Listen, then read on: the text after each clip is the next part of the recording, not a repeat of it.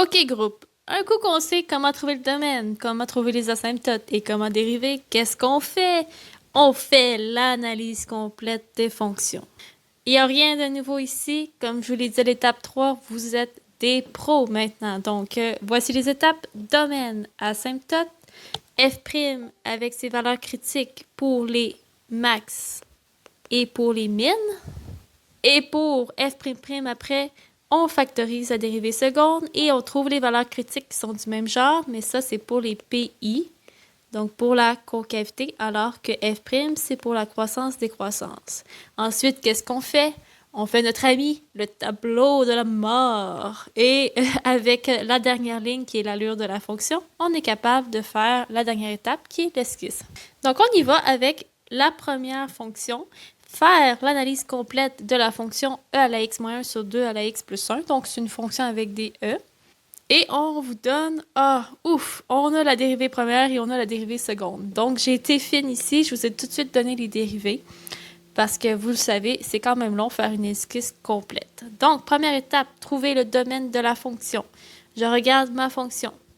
Je regarde si j'ai des racines paires. Non. Je regarde si j'ai un log ou un ln. Non. Je regarde si j'ai une fraction. Ben oui, mais ça veut dire que je dois regarder si j'ai des divisions par 0. Je prends mon dénominateur, je l'égale à 0 et on essaie de trouver pour quelle valeur on va arriver à 0.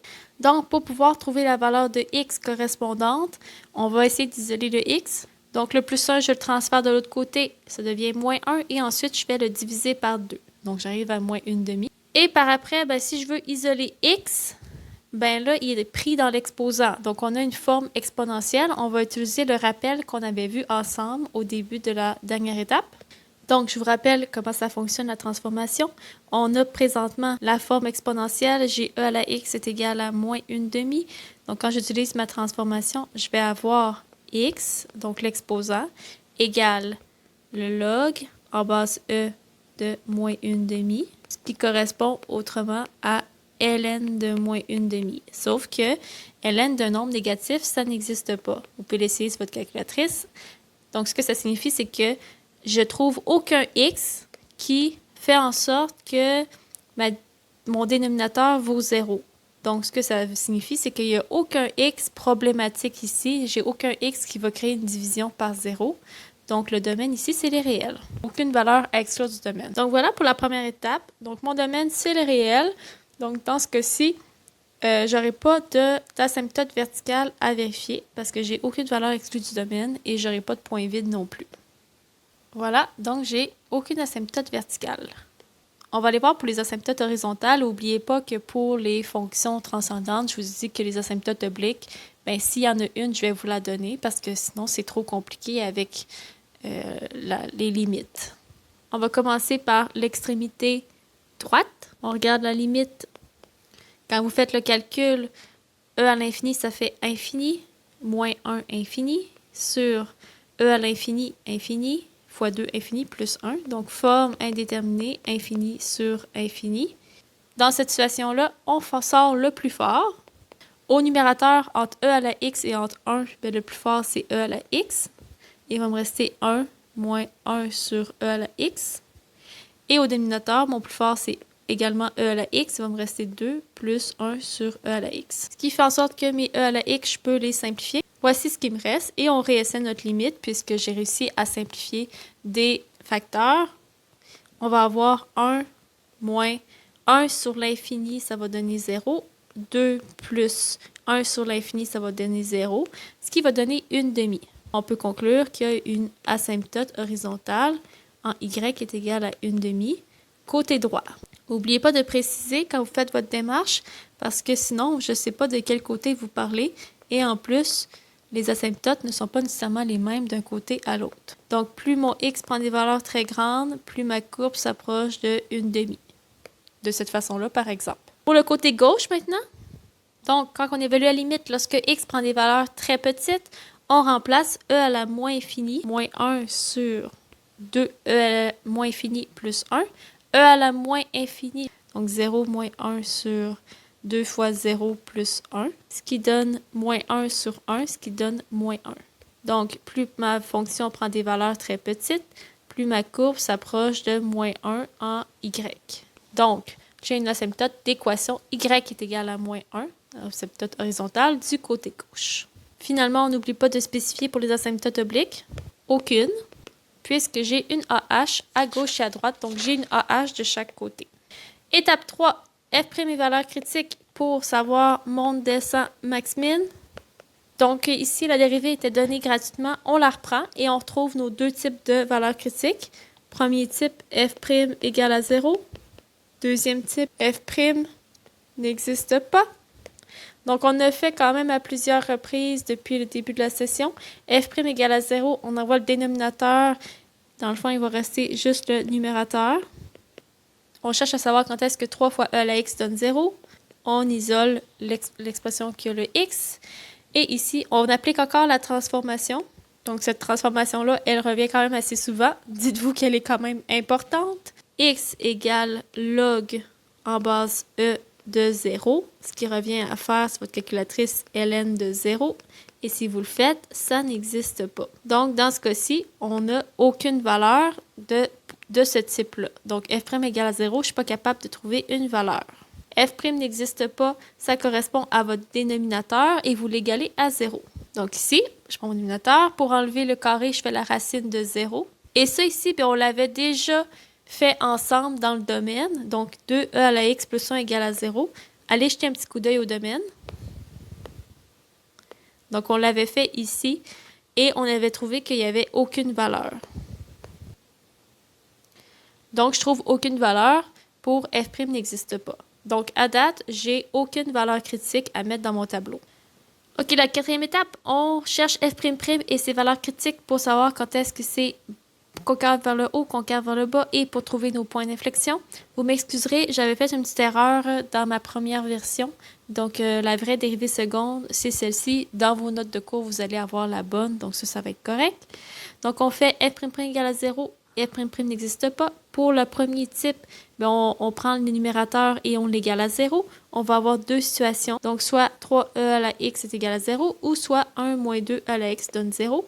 Donc, bon, pour la première situation, 3e à la x égale à 0, on l'avait déjà fait ici tel quel. Donc, on était arrivé à aucune valeur. Pour la deuxième, bien, dans le fond, on avait 1 moins 2e à la x. On peut savoir quand est-ce que c'est égal à 0. On essaie d'isoler. Donc, pour la deuxième type, bien, dans le fond, on essaie d'isoler. On arrive à e à la x est égal à 1/2. On utilise notre transformation pour pouvoir trouver la valeur de x. Donc, en utilisant notre transformation qu'on utilise assez souvent, on va arriver à x est égal à log en base e de 1/2.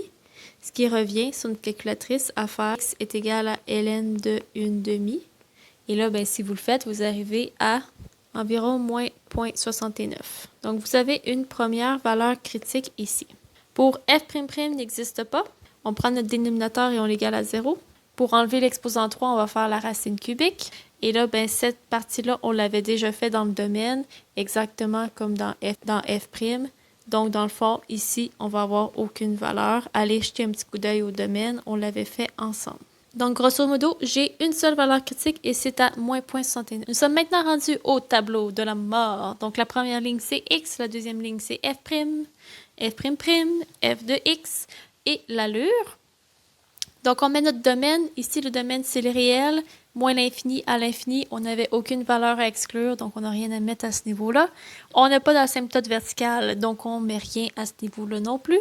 On va mettre nos valeurs critiques en ordre croissant. J'en ai pas, j'en ai pas. J'en ai une, ln de 1/2. Parfait. Et là, on sait comment ça marche, n'est-ce pas?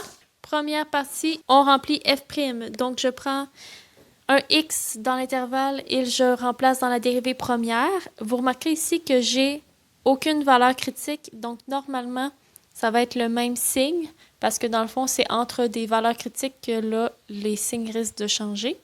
Donc, ici, ben, vous pouvez essayer moins 2, vous pouvez essayer 1, vous pouvez essayer peu importe ce que vous essayez.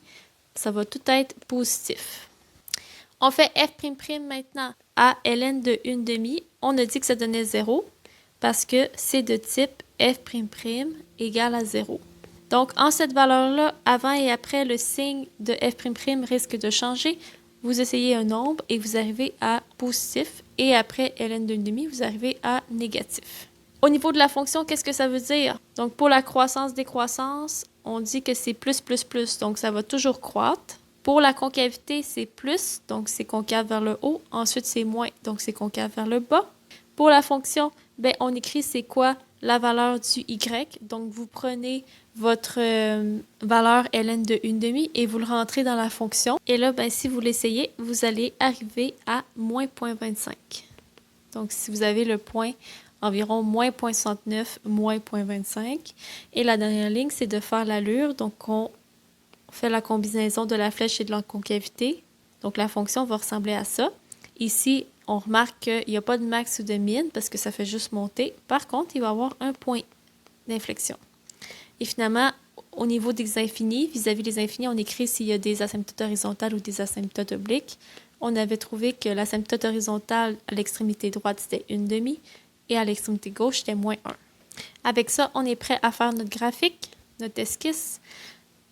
Donc, la seule valeur critique qu'on a, on n'a pas d'asymptote verticale. La seule valeur critique qu'on a, c'est ln de 1/2 qui est environ moins 0,69. Donc, je mets ma valeur critique qui est moins 0,69 et la valeur en grec, c'est moins 0,25. Donc, mon point il est à peu près, là, c'est vraiment une esquisse ici, moins 0,69, moins 0,25. Je mets mes asymptotes horizontales des deux côtés. Donc, extrémité gauche, c'est moins 1 et extrémité droite, c'est 0,5. Et ensuite, tout ce qui me reste à faire, c'est de faire ma courbe selon les flèches. Donc, je suis l'asymptote horizontale et je monte de cette façon-là jusqu'au point d'inflexion. Donc, je suis l'asymptote horizontale et je monte selon la flèche jusqu'au point d'inflexion. Après le point d'inflexion, eh bien, je continue à monter selon la direction de la flèche et je suis l'asymptote horizontale à 1/2. Comme ça. Et voilà ma fonction que je voulais tracer. Donc, voilà pour la première fonction.